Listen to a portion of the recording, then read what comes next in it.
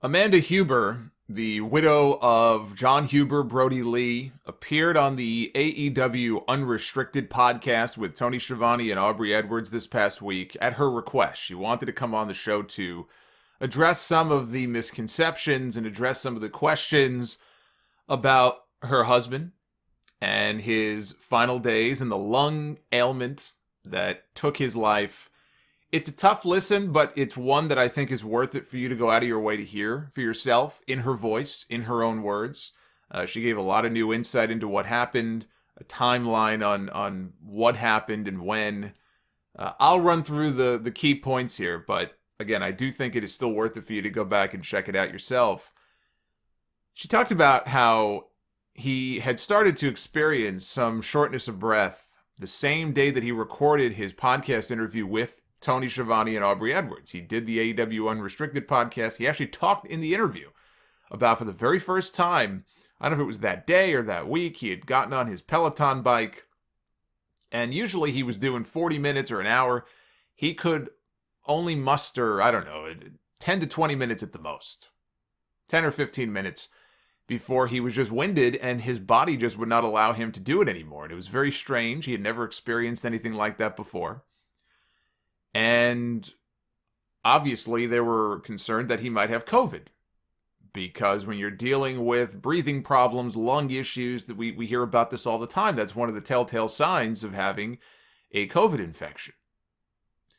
And so they were very concerned, but he didn't have any of the other symptoms. He didn't have a fever. He didn't lose his sense of taste or smell or have any other notable symptoms. Eventually, he developed a high fever. He wasn't really eating. He had no appetite. He got a COVID test, got the nasal swab, and the results came back negative. And while he was waiting on those results, he was, not feeling well enough that he went to urgent care. And they diagnosed him, you got bronchitis and you've got allergies. And he knew that was bullshit. He knew it was something worse, but that's what they diagnosed him, and they gave him some stuff and they sent him home. As things went along here, eventually he went to the hospital, he got checked out, and they checked his oxygen level. And his oxygen level, now for someone like a normal, healthy human being, your oxygen level should be around 100. Like very upper 90s or right at 100. If it drops into the low 90, even like mid to low 90 range, usually that's a bad sign. And if you have somebody, she said, that has really bad asthma or COPD, it could be somewhere even in the mid to upper 80s. If it's even in that range, that's alarming. Okay, I went on Amazon. It cost me $15. I bought one of those things. You put it on your finger. It's just good to have. If you ever aren't feeling great, you're having shortness of breath or whatever, it's one of the telltale signs that something is wrong. If you take that reading and it's like 93 or something, get your ass to the hospital. His reading was 52. They used 3 different machines because they thought, well, this can't be right. The first 2 machines are obviously broken. By the time they used the third one, they realized, oh shit, they'd never seen anything like that before. But they were convinced, well, this has got to be COVID. Clearly. This has got to be COVID. They immediately put him on oxygen. They tested him for COVID. Came back negative. Every single COVID test this guy ever got, from the beginning when he was conscious to the end when he wasn't. Every type of test, nasal swab, they did a bronchial wash, all of this stuff. From October through December when he died, every single COVID test came back negative. It got to the point where his wife was just hoping and praying for a positive test, just so they can confirm what it was. Every single test came back negative. So he ended up getting moved into intensive care. And he would have days where he would do better. He had days where he would do worse. On Halloween. So basically Halloween Eve, Halloween, he was still conscious. He was still conscious and communicating. Halloween, the doctor says, we got to move him to another hospital. And she decided on the Mayo Clinic in Jacksonville. They were given 2 options, one in Jacksonville, one I think in Gainesville. And she obviously said, well, we have got some connections in Jacksonville. And so they elected to have him sent airlifted, actually, to the Mayo Clinic. The only reason airlifting became a thing is because eventually his body ended up crashing, and it was such an urgent life or death thing they had to airlift him. But again, it's Halloween, and they're talking about, what are we going to do with the kids, and it's Halloween, and Brodie Jr. wanted to be Orange Cassidy. And she admits, she goes, no one is going to know who the fuck Orange Cassidy is. And she even said to them, like, to Shivani and Aubrey, like, well, no offense to, all the AEW guys, but, I take my kid out for trick-or-treating, and people are going to be looking at him like, what the hell are you dressed as? You got a t-shirt and glasses and denim jeans. That's the laziest fucking Halloween costume I've ever seen. And she said that the last spoken words that her husband ever uttered were, these are his last words, right? That he ever actually said before, unfortunately, things took a turn for the worse. And he said, buy the kid a fucking denim jacket. Because he knew, Brodie Jr. is a huge wrestling fan and obviously a huge Orange Cassidy fan, and he wanted to be Orange Cassidy. And he said to his wife, buy him a fucking denim jacket. I'm not arguing with you about this. Buy him the jacket. And so she did. And he was, Orange Cassidy for Halloween, and little Nolan, who's their younger son, she spent the entire night creating the costume that he wore, which was basically a replica of Brodie Lee's gear that he wore on AEW television, like his singlet and everything. It was cute. She put the picture on social media. She really took the picture because she wanted to share it with John. And on Halloween, that is when he crashed. And they had to intubate him, and things just took a real bad turn. And what made it so much sadder is the fact that he was really looking forward to Halloween because it was going to be the first Halloween that he was going to be able to spend with his sons, because he had always been on the road. Because he has little kids, right? He was in WWE for many, many years. All of those years, he was never home for Halloween. He was always on the road. This was going to be the first time that he was home and able to go trick-or-treating and just be with his family. And then this happens. And he wasn't able to be there. So Halloween Day, he crashes. And she is describing the sight when she showed up to the hospital, when she got the call, like, you better show up, you better come here because, he's going a bad way. And she talked about walking into the room, and the room is just trashed, and there's garbage everywhere, and he's got a tube down his throat. It was an awful sign. 1 o'clock in the morning, they get on the plane, they go to Jacksonville. On November 1st, they put John on what's called an ECMO machine, which she explained it's kind of like dialysis, but for your lungs. And they prepped for a possible lung transplant. That's how bad off he was. One of the only ways to save him, and even that was no guarantee, would have been a lung transplant. And she said that even that would have been, if obviously death is the worst outcome, that would have been the second worst outcome, because what that would have meant is that his wrestling career was over, and then he would have been immunocompromised for the rest of his life. And that poses a whole host of other challenges. So there really was not going to be a very good outcome. No matter which way you slice it, there was no good outcome at that point. And her world is just spinning upside down because she can't believe what's going on. How did we get to this point? A few weeks ago, my husband was healthy and still relatively young and wrestling. And now he's got tubes down his throat, and you're telling me that he might die and he needs a lung transplant and nobody can tell me what's wrong with him. I mean, it was a nightmare. It was a nightmare for that family to go through. Her other concern was making sure the news did not leak, because she knew that he was a public figure, but he was a very private person. And she knew that her husband would not want any of this information to get out. He would not want people to know he was in the hospital or see him laid up in the hospital.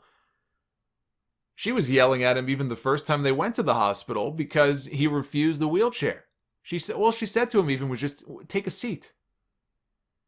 He wouldn't even take a seat. He was leaning on her, so, to make sure he didn't fall over, he wouldn't even sit down in a chair, let alone a wheelchair, because he just couldn't show weakness. I'm not going to do that. So she knew, if word gets out about what's going on here, because in her mind, she probably was thinking in the end that he'll be okay, he'll pull through this, and when he finds out this leaks to the dirt sheets, he's going to be furious. So she was adamant that it did not leak to any of the dirt sheets, and she told AEW, look, I will come to the pay-per-view. They had the Full Gear pay-per-view in November. I will come myself and talk to the locker room. Let them see my face. Let them, because they didn't know who she was at that point. Let them put a face with the name, and let me tell them that basically, I want all of you. You guys need to keep your mouth shut. And don't leak this to anybody, because that's not what he would want. So she went, and she addressed the entire locker room and made it very clear, I don't want this leaking to the dirt sheets. I don't want you to say a fucking word. And that is why, amazingly, word never did leak. Everybody was wondering for weeks, where's Brodie Lee? Everyone thought he had an ankle injury, and word never leaked. Aubrey Edwards said she was on Reddit every single day just to check and make sure. She was lurking to make sure that the news didn't leak. And shockingly, because in wrestling, loose lips, word gets out about pretty much everything. It never leaked. Only a very small group of people even knew what was going on and how bad it was. And that was her only wish. I don't want this to leak to the dirt sheets. So again, more COVID testing, all came back negative. He did, at one point, he was awake. Things started to look up a little bit. He couldn't speak because they had given him a tracheotomy. But he could mouth certain words. He can communicate non-verbally. So things were, for a while there in November, were actually kind of looking up a little bit. He was starting to do physical therapy. They had him on oxygen. And then in late November, he had a panic attack.